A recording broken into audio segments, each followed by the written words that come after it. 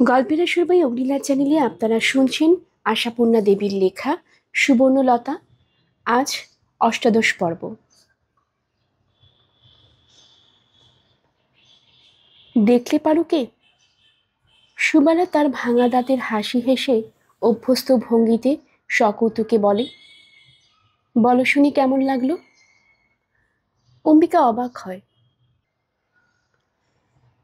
অম্বিকা যেন আরেক জগৎ থেকে এসে পড়ে। পারু মানে? পারুকে? পারুকে কি গো? মেস্তার মেয়ে না?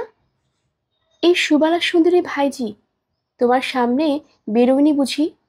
না বেরোনোই সম্ভব, বড় হয়েছে তো। তা মেজবউ কিছু বলল? অম্বিকা বিচিত্র একটু হেসে বললেন। সুবালা আশ্বস্ত গলায় বলে, যাক, তাহলে শেষটা আমার চিঠিটার মান রেখেছে। মেজদার নতুন বাড়ির ঠিকানাটা ঠিক জানি না তো, কি জানি পৌঁছয় না পৌঁছয়। তাই শেষদার কেয়ার অফে মেজদাকে একটা চিঠি দিয়েছিলাম তোমার কথা উল্লেখ করে। তা এখন বলো বাপু, শুনি কী সব কথা টথা হলো। আমার তো ইচ্ছে এ মাসে লাগিয়ে দেই। অম্বিকা যেন একটু গম্ভীর হয়, বলে ওঠে, কি মুশকিল, আপনি এসব কি যাতা আরম্ভ করলেন? এরকম চালালে কিন্তু ফের পালাবো। সুবালা শঙ্কিত হয়। সুবালা বোঝে অবস্থাটা আশাপ্রদ নয়। মেজবউ বোধ হয় তেমন আগ্রহ দেখায়নি। তা হতে পারে, মানুষটা তো আছে একটু উল্টো পাল্টা। অম্বিকাকে যতই ভালোবাসুক, মেয়ের সঙ্গে বয়সের তফাতটা মনে গেঁথে রেখেছে। ঠাকুরপুর একটু অপমান বোধ হয়েছে তাহলে। বলতে কি, একটু আশা আশাই তো গেল তাড়াতাড়ি। বিয়ের মন হয়েছে, সেটা বুঝতে পারছে সুবালা। ভাবে, যাকগে, পারু না হোক গে, আমি তোড়জোড় করছি। কনের আবার অভাব। আবার ভাবে, তবে অত বয়সের মেয়ে সহসা পাওয়া যাবে না, মেজবউ ডাকাবুকো। তাই মেয়েকে অতখানি বড় করেছে বসে বসে। কিন্তু সুবালা চট করে কিছু বলে না। আস্তে দেওরের মন মেজাজ বুঝতে বলে, শোনো কথা, আমি আবার কি চালালাম? এইসব বাজে বাজে কথা, বিয়েটির কথা শুরু করলে কিন্তু জেনে রাখবেন আমি হাওয়া। সুবালা ভয়ে ভয়ে বলে, মেজদা বুঝি? দোহাই বৌদি, আপনার ওই মেজদাটির নাম আমার সামনে করবেন না। বসেছিল, উঠে পড়ল, পায়চারি করতে করতে বলল, আপনার ওই মেজদার মেজ বৌদিকে পাশাপাশি দেখলেই মনে হয় যেন বিধাতার একটু নিষ্ঠুর ব্যঙ্গের জ্বলন্ত নমুনা। সুবালা অবাক গলায় বলে, কিসের নমুনা? যাকগে, ও আপনাকে বোঝানো যাবে না। তবে আপনার পূজনীয় মেজদার বাড়িতে ঢোকবার সৌভাগ্য আমার হয়নি, এটাই জেনে রাখুন। সুবালা হতভম্ব গলায় বলে, তবে যে বললে মেজবউ কথা বলেছে? হ্যাঁ বলেছেন। অম্বিকা একটা জ্বালা ভরা গলায় বলে, রাস্তায় বেরিয়ে এসে বলেছেন। আর বেশি কিছু জিজ্ঞেস করবেন না আমায় বৌদি। তার মানে মেজদা তোমায় অপমান করেছে? জেলখাটা আসামি বলে বাড়ি ঢুকতে দেয়নি? আস্তে বলে সুবালা, বুঝতে পারছি আসল কথা। অম্বিকা সহসা স্থির হয়, সামনে সরে আসে, বলে, আসল কথা বুঝবার ক্ষমতা আপনার ইহজীবনে হবে না বৌদি। আপনি এতই ভালো যে এসব কথা আপনার মাথাতেই ঢুকবে না। শুধু বলে রাখি, যদি হঠাৎ কোনোদিন শোনেন আপনার মেজ বৌদি পাগল হয়ে গেছেন, অবাক হবেন না। হয়তো শিগগিরই শুনতে হবে। আশ্চর্য, আপনার ওই মেজদার মতো একটি শয়তানের কোনো শাস্তি হয় না? না দেয় সমাজ, না দেন আপনাদের ওই ভগবান। কিছু মনে করবেন না বৌদি, না বলে পারলাম না, বড় যন্ত্রণা হলো দেখে। ছেলেও তো দেখলাম ঠিক বাপের মতন। সরে গেল সামনে থেকে, পায়চারি করতে লাগলো। একটা জ্বালা ভরা গলার আক্ষেপ শোনা গেল, এইভাবে জীবনের অপচয় ঘটে, এইভাবেই হতভাগা দেশের কত মহৎ বস্তু ধ্বংস হয়। এই পাপের প্রায়শ্চিত্ত করতেই হবে একদিন সমাজকে। না, অম্বিকাকে বিয়ে দিয়ে সংসারী করবার স্বাদ আর মিটল না সুবালার। অম্বিকা পায়ে হেঁটে ভারত ভ্রমণ করতে বেরোলো। সুবালা বুঝতে পারছে, মুখেও যতই বলুক এই ভারতবর্ষটাকে একবার দেখতে চাই, দেখতে চাই। বাংলাদেশের মতো হওয়া বা দেশ আর কোথাও আছে কি না, তবু বুঝতে পারছি সুবালা সেসব দেখে শুনে ফিরে আর আসছে না। ছন্নছাড়া ভবঘুরেই হয়ে যাবে। ওর মা বাপ থাকলে জীবনটাকে নিয়ে এমন ছিনিমিনি খেলতে পারতো না ও। অমূল্যর কাছে কেঁদে পড়ে বসেছিল সুবালা। অমূল্যর চোখটাও লালচে হয়ে উঠেছিল। ভারী ভারী গলায় বলেছিল, ওটা তোমার ভুল ধারণা। ওর মা থাকলে যে তোমার থেকে বেশি ভালোবাসতে পারত, এ কথা আমি বিশ্বাস করি না। কিন্তু তা তো নয়। মায়ার বাঁধন সবাইকে বাঁধতে পারে না। বুদ্ধদেবের কি মা বাপ ছিল না? নদিয়ার নিমায়ের ছিল না মা, বউ? আসলে এই জগতের অবিচার, অত্যাচার, দুঃখ, দুর্দশা দেখে যাদের প্রাণ কাঁদে, তারা পাঁচজনের মতন খেয়ে শুয়ে দিন কাটাতে পারে না। ঘরের তিষ্ঠনও দায় হয় তাদের। মা বাবু রেঁধে থাকতে পারে না, স্ত্রী পুত্র বেঁধে রাখতে পারে না। তবু ভালোই হলো যে একটা পরের মেয়ে গলায় গেঁথে দেওয়া হয়নি ওর। দেশ দেশ, স্বাধীন পরাধীন, এইসব করে এটি হলো ওর। সুবালা চোখের জল মুছতে মুছতে বলে, এই গায়েই জন্মালো, এই তোমাদের বংশেই বড় হলো। কোথা থেকে যে ওসব চিন্তা মাথায় ঢুকলো ভগবান জানেন। তাছাড়া আর কি বলবে সুবালা? মানুষের জানা সীমানা ছাড়ালেই বলে ভগবান জানেন। একা সুবালা কেন, সবাই বলে। আর খুব যখন কষ্ট হয় তখন ভগবানের বিচারের দোষ দেয়। সুবালাও দিল। আর তার সঙ্গে সঙ্গেই চোখ মুছতে মুছতে ওই ছন্ন ছাড়া যাত্রাকালে জোর করে সঙ্গে দিয়ে দিল একগাদা চিড়ের নাড়ু, তিল পাটালি নারকেলের গজা, যা সব একদা অম্বিকার বড় প্রিয় ছিল। অম্বিকা মুখে খুব উৎসাহ দেখায়, বলে, বাহ বাহ, চমৎকার। পথে পথে ঘুরবো, কোথায় কি জুটবে কে জানে। যেদিন কোথাও কিছু জুটবে না, ওইগুলি বার করব, আর আপনার জয়গান করতে করতে খাবো। থাক, আর আমার জয়গান করতে হবে না। আমার উপর যে তোমার কত মায়া আছে তা বোঝাই গেছে। বুঝে ফেলেছেন তো? বাঁচা গেল। অম্বিকা হাসে, তারপর বলে, রামকৃষ্ণ পরমহংসের সবচেয়ে বড় তত্ত্ব বিবেকানন্দের নাম শুনেছেন? একসময় তিনি ঘুরছিলেন পথে পথে, হাতে এক কল্পদর্ক নেই। মনে জোর করে বললেন, দেখি আমার চেষ্টা ছাড়ে খাদ্য আসে কিনা। এসে গেল। আশ্চর্য উপায় এসে গেল। একটা মিষ্টির দোকানের দোকানি স্বপ্ন দেখল অমুক জায়গায় এক উপবাসী সাধু এসে বসে আছেন। খাওয়াগে যা তাকে চর্বাচস্য লেহপয়। কাজেই ঠিক করেছি তেমন অসুবিধেও পড়লে সাধু বনে যাব। জোর করে টেনে টেনে হাসে। সুবালা রেগে উঠে বলে, আহা, সাধু বনে যাবে? তুমি না বলো দেশের ওই গেরুয়াধারীরা হচ্ছে সর্বনাশের গোড়া। ওরাই জগৎ মিথ্যে নাকি বলে বলে দেশের লোকগুলোকে কুড়ের বাচ্চা করে রেখে দিয়েছে। সবাই পরকালের চিন্তাতেই ব্যস্ত, ইহকালের কথা ভাবে না। বলি, বলবো, তবে এক একজনকে দেখলে ধারণা পাল্টে যায়। যাক, আপনি মন খারাপ করবেন না। আমাদের ধর্মের দেশে হরিবোল বললেই অন্ন মেলে। তাই তো, ভিক্ষা মেগিয়ে যে খাবে তুমি, সুবালা রেগে বলে। তাই ভিটে জমি সর্বস্ব বিক্রি করে দিলে? ওই, ওটাই হচ্ছে সবচেয়ে দুশ্চিন্তার। যে মানুষ ভিটে মাটি বেঁচে চলে যায়, সে কি আবার ফিরে আসে? অথচ কত টাকাই বা পেল। সুবালা যদি টাকা থাকতো নিশ্চয়ই দিয়ে দিত। বলতো, দেশ বেরাবার জন্যই ভিটে বেচবে তুমি, আর তাই আমি দেখব বসে বসে। কিন্তু ভগবান মেরেছেন সুবালাকে। অমূল্য সঙ্গে গেল খানিকটা এগিয়ে দিতে। সুবালাও এলো গরুর গাড়ির সঙ্গে যতটা পাওয়া যায়। তারপর দাঁড়িয়ে পড়ে দেখতে লাগলো যতদূর পর্যন্ত দেখা যায়। অনেকক্ষণ পরে যখন উড়ন্ত ধুলো নিথর হয়ে গেল, তখন ফিরে এলো।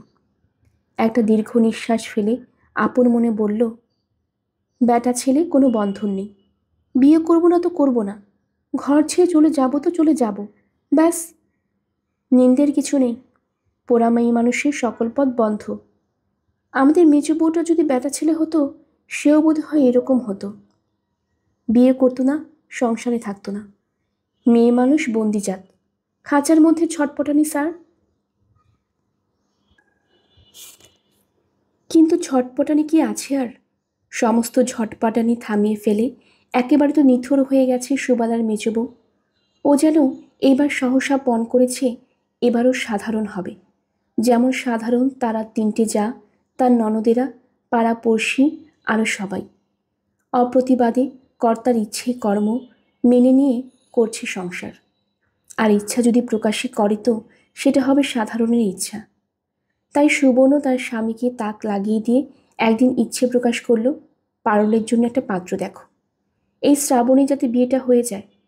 তারপর অঘ্রাণে ভানু কানু দুজনে একসঙ্গে বিয়ে দেওয়ার ব্যবস্থা। প্রবোধ অবাক হয়ে তাকায়, তারপর বলে, ভূতের মুখে রাম নাম, তোমার মুখে ছেলেমেয়ের কথা? সুবর্ণ হাসে, তা ভূতও তো পরকালে চিন্তা করে। তারপর হাসি রেখে বলে, না, ঠাট্টা নয়, এবার তাড়াতাড়ি করা দরকার। সুবর্ণ কি ওর মার ওপর শোধ নিচ্ছে? সুবর্ণ কি রাত্রির অন্ধকারে বিনিদ্র শয্যা ছেড়ে বারান্দায় বেরিয়ে দাঁড়িয়ে আকাশের দিকে তাকিয়ে কোনো এক উজ্জ্বল নক্ষত্রকে উদ্দেশ্য করে বলে, ঠিক হচ্ছে তো, বলো, এ কি পূর্ণতা বলে? বেশ, তাই হোক। শুধু আমার সারা জীবনের অন্তর ইতিহাসের কথা লিখব আমি বসে বসে। লিখেছি কখনো কখনো টুকরো টুকরো, বিচ্ছিন্ন। আস্ত করে ভালো করে লিখব। যারা আমার শুধু বাইরেরটাই দেখেছে আর ধিক্কার দিয়েছে, আমার সেই স্মৃতি কথার ভেতর দিয়ে তাদের, না, মুখের কথার কখনো কাউকে কিছু বোঝাতে পারিনি আমি। আমার অভিমান, আমার আবেগ, আমার অসহিষ্ণুতা আমার চেষ্টাকে পণ্ড করেছে। আমার খাতা কলম এবার সহায় হোক আমার। কে জানে বলে কি না, কি বলে আর না বলে। পাগল মানুষটার কথা বাদ দাও, তবে দেখা গেল সুবর্ণলতার সেই গোলাপি রঙা দোতলার ছাদে বারে বারে 3বার হোগলা ছাওয়া হলো। সুবর্ণলতার বাড়ির কাছাকাছি ডাস্টবিনে কলাপাতা আর মাটির গেলাস খড়ির সমারোহ লাগলো এক এক ক্ষেপে 2-3 দিন ধরে। তারপর আদি অনন্তকাল যা হয়ে আসছে তারই পুনরভিনয় দেখা গেল ও বাড়ির দরজায়। কনকাঞ্জলির এক থালা চালে আজীবনে ভাত কাপড়ের ঋণ শোধ করে দিয়ে মেয়ে বিদায় হলো আরেক সংসারে ভাত কাপড়ে পুষ্ট হতে। আর জলের ধারা মারিয়ে এসে দুধে আলতার পাথরের বউ দাঁড়ালো এই সংসারের অন্ন জলের দাবি জানাতে।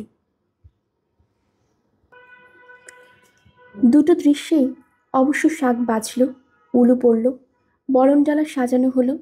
শুধু ভেতরের সুরে পার্থক্যটুকু ধরা পড়ল সানাইয়ের সুরে। সানাইওয়ালারা জানে কখন আবহনের সুর বাজাতে হয় আর কখন বিসর্জনের। তার সুবর্ণলতা তো এবার একটু ছুটি পেতে পারে। বউরা সেকালের মতো কচি মেয়ে নয়, ডাগর ডগর মেয়ে। তাই বউরা ধুলো পায় ঘর বসত করে 2 মাস পরেই ঘরে এসে শ্বশুরঘর করতে লেগেছে। পারুল চলে গেছে তার নতুন ঘরে, আর অবহেলিত বকুল কখন কোন ফাঁকে তার খেলাঘরের ধুলো ঝেড়ে নিঃশব্দে পারুলের জায়গায় ভর্তি হয়ে গেছে। এখন সুবর্ণ না দেখলেও অনেক কাজ সুশৃঙ্খলে হয়ে যাচ্ছে। এখন বউরা সব সময়ই বলছে, আপনি আবার কেন করতে এলেন মা, আমাদের বলুন না কি করতে হবে। অতএব সুবর্ণ তার খাতার পাতায় কলমের আঁকিবুকি কাটবার অবকাশ জুটেছে। কিন্তু কোনখান থেকে শুরু হবে সে স্মৃতিকথা, আর সেটা কোন ধারায় প্রবাহিত হয়ে আসবে সুবর্ণলতার জীবনের সমাপ্তি সমুদ্রে। প্রথম যেদিন মুক্তকেশী শক্ত বেড়ার মধ্যে এসে পড়ল সুবর্ণ নামের একটা সর্বহারা বালিকা মেয়ে, সেই দিনটাই কি স্মৃতিকথার প্রথম পৃষ্ঠায় ঠাঁই পাবে? কিন্তু প্রতিটি দিনের ইতিহাস কি লেখা যায়, প্রতিটি অনুভূতির? তাছাড়া মুক্তকেশী যে এই ক্রন্দনাকুল মেয়েটার একটা নড়া ধরে হিচড়ে নিয়ে যেতে যেতে বলেছিলেন, ঢের হয়েছে, আর ঠাট করে কাঁদতে হবে না, কান্না থামাও দেখি, মুখ চোখের চেহারা হয়েছে দেখো না, মা তো তোমায় মরেনি বাছা, এত কিসের? এইটা দিয়েই শুরু করবে না। সে যখন গিন্নিরা এদিক ওদিক সরে গেলে একটি প্রায় কাছাকাছি বয়সের বউ পা টিপে টিপে এসে ফিসফিস করে বলেছিল, আমি তোমার বড় যা হই বুঝলে, তোমার শাশুড়ি ভাসুরপো বউ। উঠোনের মাঝখানে যে পাঁচিল দেখছো তার ওদিকটা আমাদের, আসতে দেয় না, এই বিয়ে বাড়ির ছুতোয় আসার হুকুম মিলেছে, তা একটা পথ আছে বলে হদিস দিয়েছিল সিঁড়ির ঘুলঘুলি দিয়ে কিভাবে যোগাযোগ হতে পারে। ছাদের সিঁড়ি সেই ঘুরঘুরি পর্যন্ত চোখ পৌঁছত না তখন সুবর্ণর। তাই ঠিক তার নিচটায় দুখানা ইট এনে পেতেছিল। তার উপর দাঁড়িয়ে চার চোখে মিলন হতো। সেই ঘুলঘুলির ফাঁক দিয়ে আদান প্রদান হতো শুধু হৃদয়ের নয়, রীতিমতো সারালো বস্তুরও। কুলের আচার, আমের মোরব্বা, মাখা তেঁতুল, কয়েদবেল, ফুলুরি, রস পড়া অনেক কিছুই। বলা বাহুল্য নিজের ভাগের থেকে এবং প্রায়শই খেতে খেতে তুলে রাখা। সুপুরি মশলা পান পর্যন্ত। সাবেকি বাড়ির সেই ভাঙা দেওয়ালের অন্তরালে যে বছরগুলো কাটিয়েছিল সুবর্ণ, তার মধ্যে মরুভূমিতে জলাশয়ের মতো ছিল ওই সখিত্ব। আর একটু যখন বয়স হয়েছে তখন আদান প্রদানের মাধ্যমটা আর কুলের আচারের মধ্যে সীমিত থাকেনি। ঘুলঘুলির মাঝখানে একখানা ইট ঠুকে ঠুকে সরিয়ে ফেলে পথটাকে প্রশস্ত করে নিয়ে সেই পথে পাচার হতো বই। না, সুবর্ণর দিক থেকে কিছু দেবার ছিল না, ওর কাজ শুধু ফেরত দেওয়া। যোগান দিত জয়াবতী, মুক্তকেশী ভাসুরূপ বউ। তার বর মুক্তকেশীর ছেলেদের মতো নয়, সে সভ্য, মার্জিত, উদার। তার বর বউকে বই এনে এনে পড়াতো, যাতে বইয়ের চোখ কান একটু ফোটে। বলেছিল তাই জয়াবতী, বলেছিল, দিনের বেলা সবার সামনে তো পড়তে পারি না, লুকিয়ে রাত্রিরে। তুই বই পড়তে ভালোবাসিস শুনে ও তো আর একটা লাইব্রেরিতে ভর্তি হয়ে গেছে। হেসে বলেছে, তোমাদের সেই ঘুরঘুরি পথে পাচার করো।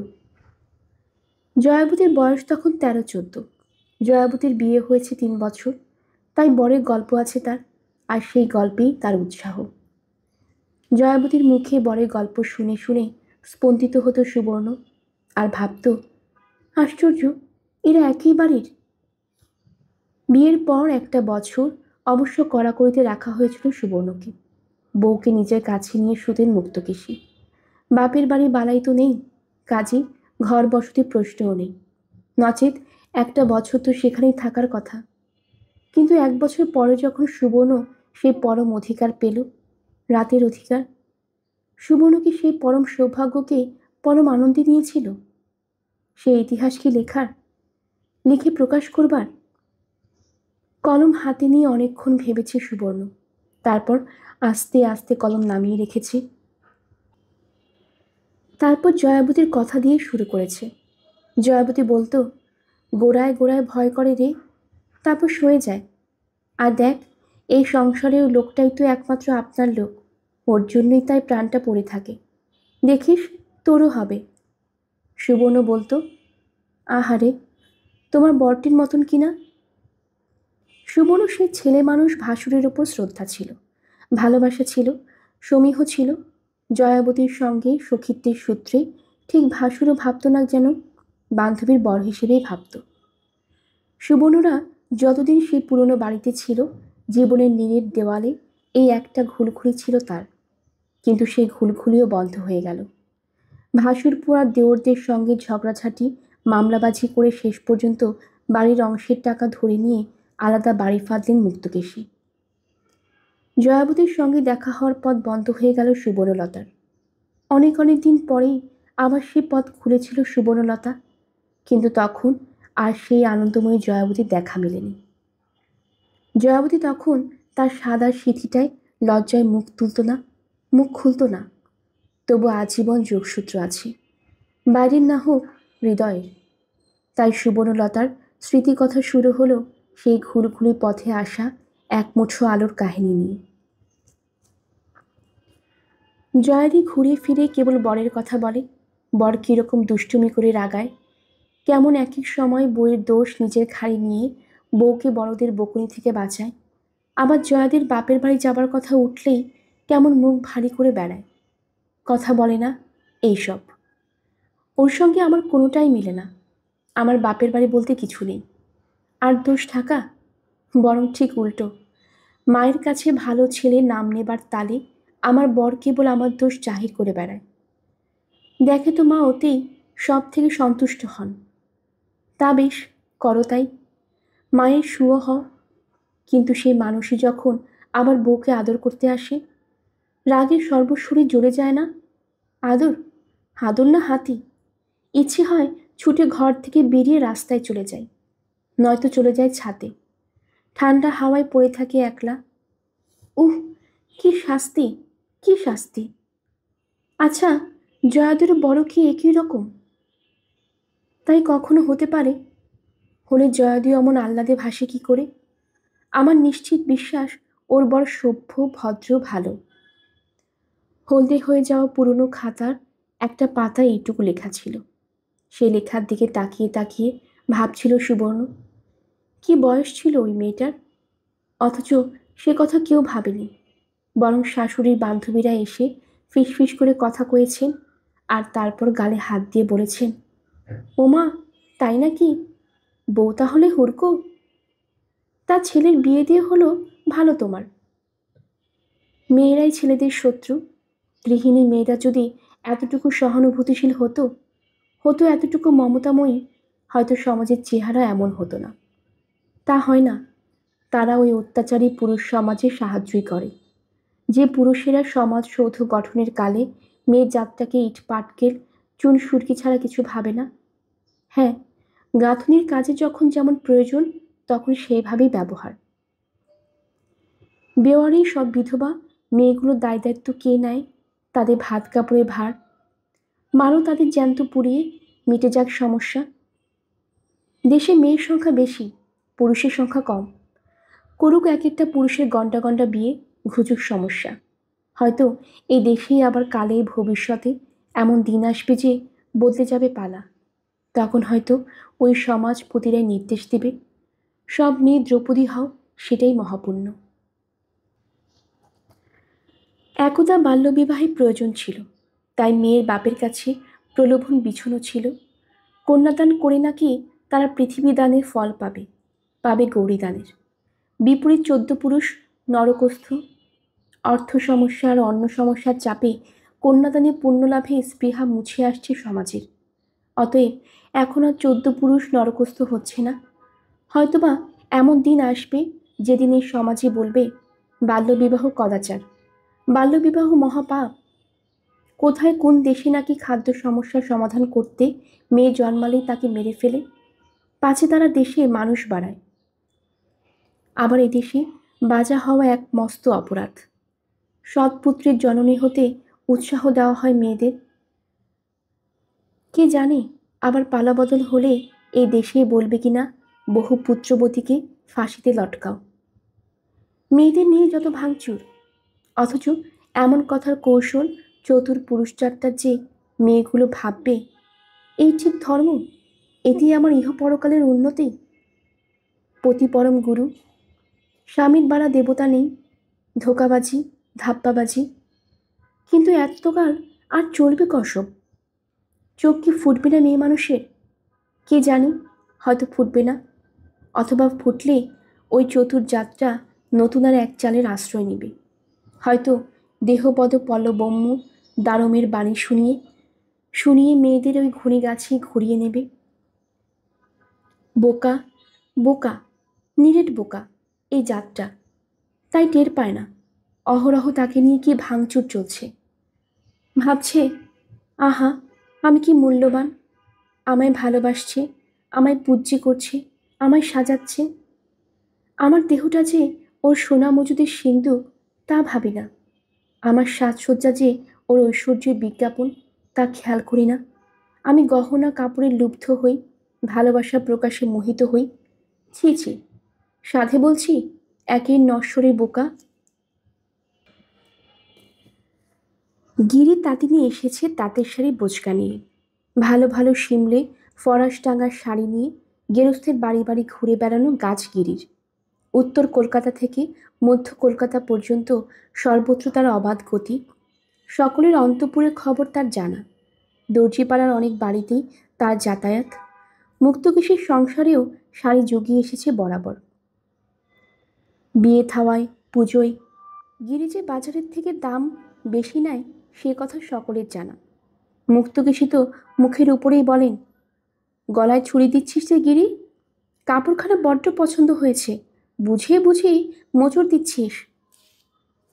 তবু সে বেশি দামি নেন, কারণ আরও এক কারণে সর্বত্র গিরির প্রশ্রয় আছে। আরও একটা ব্যবসা আছে গিরির, সেটা হচ্ছে ঘটকি গিরি। কাপড় জোগানোর সূত্রে গিরি বহু সংসারের নারী নক্ষত্রের খবর রাখে বলেই কাজটা তার পক্ষে সহজ। তবে ইদানিং যেন সে ব্যবসায় কিছু কিঞ্চিত ঢিমে পড়েছে। ঘটকি দিয়ে বিয়ের সম্বন্ধ করতে কেউ আর তেমন গা করে না। সবাই স্বাবলম্বী হয়ে উঠেছে। নিজেরাই চেনা জানার সূত্র ধরে কিংবা কাজকর্মের বাড়িতে দেখাশোনার সুযোগ ধরে বিয়ের সম্বন্ধ গড়ে ফেলে। কারণ ঘটকিরা নাকি মিছে কথা কয়। শোনো কথা, মিছে কথা নইলে বিয়ে হয়? হইকে নয়, নয়কে হয়। রাত কি দিন, দিনকে রাত।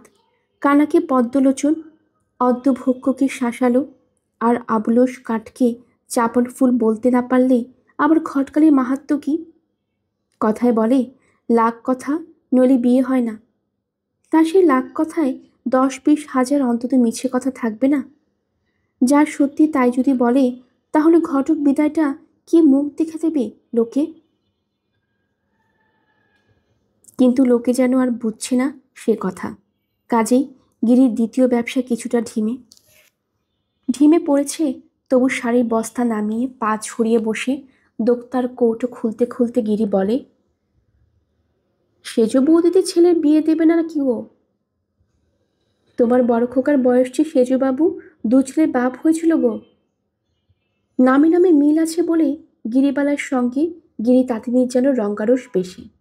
তাছাড়া ইচ্ছে মতো 2-5খানা শাড়ি কিনে ফেলার মতো ক্ষমতা গিরিবালার যেমন আছে, ছোট বউ বিন্দুর তেমন নেই। তাই গিরিবালা ঘরের সামনেই তাঁতিনি গিরির পাড়া বা বসিয়ে ছড়িয়ে বসার জায়গা। বিন্দু যে 1-8খানা নেয় না তা নয়, তবে সেও তো সেই বাকিতে। গিরিবালা অনেকটাই নগদ। অতএব গিরি তাঁতিনির রসের কথা এখানেই ঢেউ তোলে বেশি। সেজুবাবুর অতীত ইতিহাস তোলার সঙ্গে এমন একটি মুখভঙ্গি করে গিরি, যা নাকি নিতান্তই অর্থবহ। গিরিবালাও তেমনই একটি অর্থবহ কটাক্ষ করে বলে, ওদের তো আর পয়সা লাগে না লো, হলেই হলো। একালে দিনকাল খারাপ, বউ এসে কি খাবে সেটা আগে চিন্তা করতে হবে। তো হবে বই কি। গিরি এক টিপ দোক্তা মুখে ফেলে বলে, বউয়ের শাউরি যখন সম্ভস্য গ্রাস করে রেখেছে, তা তুমি বুঝি মেজ বৌদিদি পাটশাটাল পড়েছ? তিনিও তো এই কথা বলে বলে এই অবধি ছেলে দুটোর বিয়ে তুলে রেখেছিল। কি সুমতি হলো, জোড়াবাটার বিয়ে দিল। গিরিবালা সহস্যে বলে, ঘটকি বিধি মোটা পেয়েছ তো? গিরির ঘটকালিতে অবশ্য বিয়ে হয়নি, তবু বিয়ের বকশিস বাবদ বেশ কিছু বাগিয়েছে গিরি। তাই সেও সহস্যে বলে, তা হক কথা বলবো বাপু, মেজগিরির হাতখানি দরাজ আছে। গিরিবালা সহসা প্রসঙ্গ পরিবর্তন করে বলে ওঠে, তা বোচকায় গিট খোলো, দেখি কি এনেছ, নতুন ধরনের কিছু আছে? গিরি কবে নতুন ছাড়া পুরনো মাল এনে ঢুকেছে গো, বলে সগর্ব ভঙ্গিতে বোচকা খোলে গিরি। মুক্তকেশীর আমলে মোটা তাঁতের শাড়ির চাহিদাই বেশি ছিল। এখন সিমলির শান্তিপুরে ফরাসডাঙ্গার চাহিদা। কিন্তু মুক্তকেশী তিনি গত হয়েছেন, তাই তার আমলও বিগত? না, দেহগত হিসাবে গত হননি অবশ্য মুক্তকেশী। তবে তার আমলটা যে একেবারে গত হয়েছে তাতে সন্দেহ নাস্তি। গিরি ঢুকেই একবার চোখের ইশারায় জিজ্ঞেস করেছিল, বুড়ি কোথায়? গিরিবালা ভ্রুত ভঙ্গির সাহায্যে উত্তর দিয়েছিল, আছেন নিজের কোটরে। বোচকার গিট খুলে গিরি, কিন্তু আবরণ উন্মোচন সহজে করে না, তাদের সস্তা হয়ে যেতে হয়। হাই তুলে বলে, এক ঘড়ি জল খাওয়া দেখি আগে, রোদে এসে শরীর জ্বলে যাচ্ছে। গিরিবালা তাড়াতাড়ি উঠিয়ে দালানের কুজো থেকে 1 ঘটির জল গড়িয়ে দেয়। গিরি এক নিঃশ্বাসে জলটা খেয়ে আঁচল দিয়ে বাতাস খেতে খেতে বলে, বড় মানুষ হয়ে সেজ বৌদিদি কেম্পন হয়ে গেছে। আমাকে জল দিয়ে পান দিতে হয় তার মনে নেই। গিরিবালা তাড়াতাড়ি মেয়েকে ডেকে পানের আদেশ দেয়। গিরি ধীরে সুস্থে বোচকা খোলে। নয়নমোহর শাড়ির গোছা, কলকাপড়, তাবিজ পার, রেলপার, এলোকেশি পার, শীতের সিঁদুর পার, পতি সোহাগ পার, যশন্ত বাহার পার। সাদা ছাড়া রঙিনের দিকেও আছে কালাপানি, বউপাগলা, ধূপছায়া, ময়ূরকণ্ঠী। শুধু লাল আর কালো সুতোর টানা পড়ে নেই নানান বর্ণের বাহার। দাম বেশি দিয়েও এসব শাড়ি নিতে হয়। দোকান থেকে কেনা মানেও তো পুরুষের পছন্দের উপর নির্ভর। আর সে পছন্দ যে কেমন তা তো মেয়ে মানুষেরা হাড়ে হাড়ে জানে। তার উপর ফেরা ঘোরার কথা বললেই মারমুখী হয়ে ওঠেন বাবুরা। তাছাড়া গিরে বাকিতে দেয় বলে লুকিয়েও কেনা যায় এক আধখানা। এসব কি কম সুবিধে? পরম মুখাপেক্ষী জাতের জ্বালা যে কত দিকে। তা গিরে এসব খুব বোঝে, তাই জায়গা বুঝে মোচড় দেয়, জায়গা বুঝে উদারতা দেখায়। ও খদ্দেরের কাছে অনায়াসে বলে, ও কাপড়ের দাম তোমায় দিতে হবে না দিদিমণি, আমি তোমায় এমনিই দিলাম। বলে, বৌদিদি ফর্সা রঙে জেল্লা যা খুলবে, এ কাপড় তোমার একখানা না পরাতে পেলে আমার জীবনই মিথ্যে। দামের কথা ভেবো না বৌদিদি, তোমার শাওরিকে বলো গিরি আমায় অমনি দিয়ে গেছে। এইভাবে গছায় সে। গিরিবালা প্রসন্ন মুখে বলে, কাপড় তো বেশ এনেছ, এখন দর করো দেখি। দর? তোমার সঙ্গে আবার দরাদরি কি গো সেজ বৌদিদি? আজ নতুন হলে নাকি? না না ঠাকুরঝি, তুমি আমায় একটু আশ্বাস দাও, পছন্দ করতে ভরসা পাই। শোনো কথা, তোমার আবার নির্ভরসা? গিরি অবহেলায় বলে, বড় মানুষের গিন্নি, টাকার গোছা ফেলো, কাপড়ের গোছা পছন্দ করো। 7 হাতি 8 হাতি সব রকমই আছে। খুকিদের জন্যে নাও দেখি 2-5খানা। কই গো খুকিরা? গিরিবালা তথাপি কাপড় নাড়তে নাড়তে দাম জিজ্ঞেস করে এবং জবাব পাবার পর অপ্রসন্ন গলায় বলে, দেবে না তাই বলো, দেবার ইচ্ছে থাকলে এমন দর হাঁকতে না। বলি, ও বাড়ির 3-3টে বিয়েতে তো বিস্তর লাভ করেছ। সে হলো বড় মানুষের ব্যাপার, এই গরিবের সঙ্গে একটু দয়া ধর্ম করে কাজ করো না। গিয়ে দরাজ গলায় বলে, তা মিথ্যে বলবো না, অনেক কাপড় চোপড় নিয়েছে মেজ বৌদিদি, তবে মানুষটা প্রাণে যেন সুখ নেই। গিরিবালা ভেতরে কথার আশায় গলা নামিয়ে চুপি চুপি বলে, ওমা, যার এত সুখ সম্পত্তি তার আবার সুখের অভাব? গিরি বলে, তাই কেউ কেউ মানুষের অকারণ দুঃখ ডেকে আনা রোগ যে, মেজ বৌদিদির তো সেই রোগ আছেই। তাছাড়া মনে হলো বউরা সুবিধের হয়নি। গিরিবালা যেন জানে না কথা সৃষ্টি করার এই লীলাই গিরি তাদিনীর পদ্ধতি, অথবা কালো ঘরে বউ সুবিধের না হওয়াটা যেন অসম্ভব ঘটনা, তাই যেন আকাশ থেকে পড়ল। ওমা, সে কি কথা? তবে যে শুনলাম খুব ভালো বউ হয়েছে। ওগো দেখতেই ভালো, অপর ভালো ভেতর কালো। তা নইলে ঘরুনি গিন্নি দস্যি মাগি এক্ষুনি বৌদির হাতে সংসার ছেড়ে দেয়? ওমা, বলো কি, তাই বুঝি? তাই তো। গিরি 2 হাত উল্টে বলে, তবে আর বলছি কি, মাগি নাকি এখন রাত দিন খাতা কলম নিয়ে সেরেস্তার মতন লেখা লিখছে। তা এসব কথা বলবে কে তোমাকে? কে আর, মেজদাবাবুই রাস্তায় এলো সঙ্গে সঙ্গে, নানান দুঃখের গাথা গাইল। বউরা শ্বশুর বলে তেমন মানিমন্না করছে না। শাওরিকে দেখে না আরও একটা মেয়ে ডাগর হয়ে উঠল। এই সব কথা ক্রমশই গভীর হয়ে আসে। গিরিবালা ইত্যবৎসরে খানতিনেক শাড়ি পছন্দ করে ফেলে এবং বাকি প্রশ্নও ওঠে না। তবে ও বাড়ির মেজ বৌদিদের কাছেও যে ধারে করবার করতে হয় না, সে হলোটুকু ফুটিয়ে বোচকা গোটায় গিরি। এই সময় ঘর থেকে মুক্তকেশীর ভাঙা ভাঙা কণ্ঠস্বর শোনা যায়, গিরি এসেছিস নাকি? ও গিরি, সেই থেকে গলা পাচ্ছি মনে হচ্ছে, এদিক পানে উকি দিচ্ছিস না দেখছি। ওই হলো জ্বালা। গিরি খাদের গলায় বিরক্তিটা প্রকাশ করে গলা তোলে, এই যাই গো ঘুরেই, এখানে সেজ বৌদির কাপড় কিনলো 5খানা, তাই। 5খানা? 5খানা কাপড় কিনলো সেজ বৌমা? তা কিনবে বই কি, স্বামীর পয়সা হয়েছে। মরণ বুড়ি বলে গিরি ও ঘরের সামনে গিয়ে দাঁড়ায়, আর তৎক্ষণাৎ তার কাংস কণ্ঠ ধ্বনিত হয়, কি সর্বনাশ, এ কি হাল হয়েছে তোমার খুড়ি? হ্যাঁ, এই যে মণিপুরার ঘাটে যাবার চেহারা। বলি, কবরেজ বদ্যি দেখাচ্ছ ব্যাটার বউ। এই এই হচ্ছে গিরির নিজস্ব ভঙ্গি, আর তাই সবাই গিরিকে ভয় করে।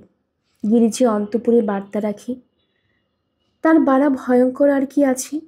মুক্তকেশীর ছেলের বউরা যে দেখছে না, এ খবর রটিয়ে বেড়াবে না সে। তাই গিরিবালাও তাড়াতাড়ি শাশুড়ি ঘরে এসে ঢোকে। মুক্তকেশী নিচু গলায় কিছু একটা বলছিলেন। বউকে ঢুকতে দেখে বেজার মুখে চুপ করেন। শুধু চোখের ইশারায় কি যেন বুঝিয়ে বিদায় সম্ভাষণ করেন।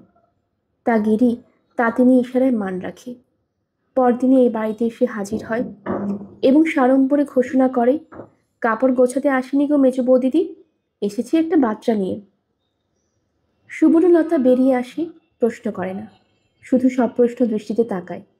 গিরি বলে ওঠে, বলি বুড়ির শাওরির খবর নাওনি কতদিন? সুবর্ণ অবাক গলায় বলে, কেন, ইনি তো মাঝে মাঝেই। হ্যাঁ, তা শুনলাম। গিরি টিপে টিপে বলে, মেজদা বাবু পেরায় পেরায় যায়, তবে বেটা ছেলের চোখ কি তেমন টের পায়? বুড়ির তো দেখলাম শেষ অবস্থা। তার মানে? মানে আর কি, রক্ত অতিসার। গিরি যেন যুদ্ধ জয়ের ভঙ্গি নেয়। ও আর বেশি দিন নয়, আর মরতে তো একদিন হবে গো, চিরকাল কে থাকবে? বয়সে তো গাছ পাথর নেই, কোনো না 4 কুড়ি পেরিয়েছে। তা আমায় মিনতি করে বললে, মেজ বৌমাকে একবার আসতে বলিস গিরি, আর আসবার সময় নুকিয়ে পাকা দেখে দুটো কাশির পেয়ারা আনতে বলিস। পেয়ারা?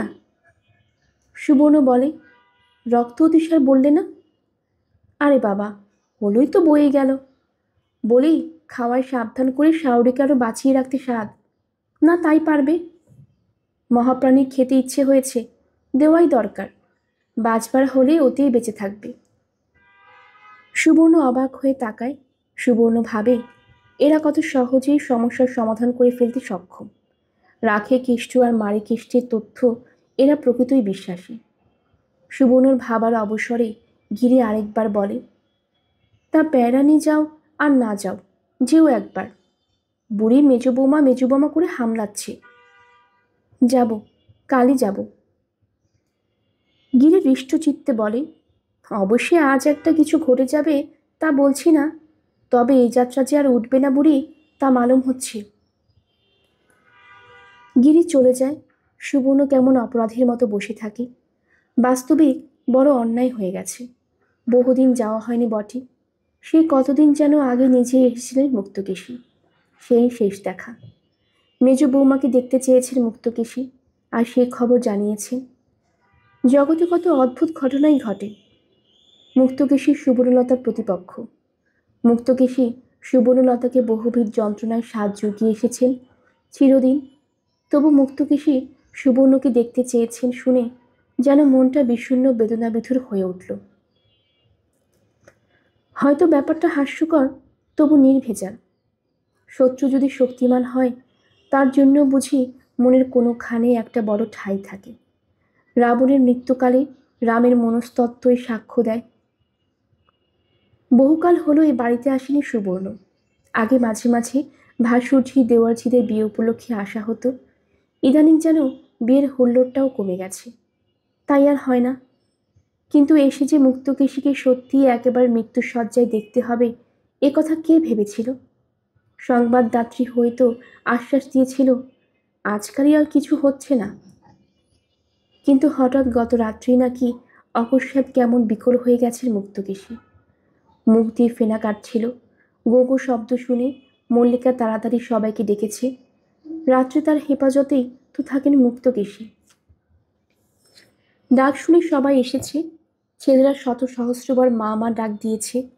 মুক্তকেশী শুধু ফ্যাল করে তাকিয়েছেন, সাড়া দিতে পারেননি। সকাল হয়েছে, দুপুর গড়ালো, একই অবস্থা। কবরেজ এসে দরাজ গলায় সুবোধকে বলে গেছেন, আর কি, এবার কোমরে গামছা বাঁধুন। সুবর্ণ এসব জানতো না। সুবর্ণ এমনি এসেছিল। গাড়ি থেকে নেমে গলিটুকু হেঁটে আসতেই হাঁপাচ্ছিল সুবর্ণ। এসে বসতেই বিরাজ চোখ বড় বড় করে বলে উঠল, ওমা, এ কি, তোমার এমন চেহারা হয়েছে কেন মেজবউ? সুবর্ণলতা হাত ছেড়ে ওর কথার উত্তর না দিয়ে প্রশ্ন করল, মা কেমন আছেন? আর থাকা থাকি। বিরাজ আবার কাঁদো কাঁদো হয়ে বলে, কবরেজ তো বলে গেল রাত কাটে কিনা। তা আমাদের ওখানে তো একটা খবরও। হঠাৎ গলাটা বুঝিয়ে এলো সুবর্ণ। চুপ করে গেল। ঘরে যারা ছিল তারা কি একবার ভাবল না মাছের মায়ের পুত্রশোক, অথবা মাছ মরেছে বিড়াল কাঁদে? তা ভাবলে অসঙ্গতও হবে না। তবে মুখে কেউ কিছু বলে না। বিরাজি আবার বলে, দিত খবর, আমায় তো দিয়েছে, কিন্তু মার না হয় যাবার বয়স, যার ছেলের কাঁধে চড়ে চলে যাবেন। বলি, তোমারও যে যাবার দাখিল চেহারা, অসুখ বিসুখ কিছু হয়েছে নাকি? না, অসুখ আর কি, বলে সুবর্ণ এগিয়ে যায় মুক্তকেশীর দিকে। খুব ধীরে ধীরে বলে, মা, আমায় ডেকেছিলেন? মুক্তকেশীর চোখ দিয়ে দুফোঁটা জল গড়িয়ে পড়ল। এই সময় হেমাঙ্গিনী এসে ঢুকলেন থরথর করতে করতে। চিৎকার করে বলে উঠলেন, মুক্ত চললে? আমায় ফেলে রেখে চলে যাবি? মুক্তকেশী ফেলিয়ে তাকালেন। হেমাঙ্গিনীর কান্নায় উপস্থিত সকলেরও যেন কান্না উতলে এলো। এই সময় শ্যামাসুন্দরীও এলেন একটি পিতলের ঘটি হাতে। খুব কাছে এসে বললেন, চন্না মৃত্যুর খাও ঠাকুরঝি, মা কালী চন্না মৃত্যুর। বোঝা গেল সবাইকে খবর দেওয়া হয়েছে, শুধু প্রবোধচন্দ্র বাদে। সুবর্ণলতা নির্নিমেষে তাকিয়ে থাকে। বোধ করি মনকে মানাতে চেষ্টা করে, এই অবহেলা তার প্রাপ্য পাওনা। মুক্তকেশীর ভেতরে জ্ঞান লুপ্ত হয়নি। চোখের ইশারায় বোঝালেন, বুঝতে পেরেছেন। হা করবার চেষ্টা করলেন, পারলেন না। সুবর্ণ আরও একবার কাছে ঝুঁকে বলল, মা, আমায় কেন ডেকেছিলেন? মুক্তকেশীর চোখ দিয়ে আবার দুফোঁটা জল গড়িয়ে পড়ল। চেয়ে রইলেন সুবর্ণলতার মুখের দিকে। তারপর আস্তে আস্তে ডান হাতটা তুললেন। সুবর্ণলতার মাথা অবধি উঠল না হাতটা, স্থলিত হয়ে পড়ে গেল তারই কোলের ওপর। চোখটা বুজে গেল। ৭৯ বছরের তীক্ষ্ণ তীব্র খোলা চোখ দুটো চিরদিনের জন্য ছুটি পেল। কিন্তু ছুটি নেবার আগে কোনো কথা জানিয়ে গেল তারা? আশীর্বাদ, ক্ষমা প্রার্থনা?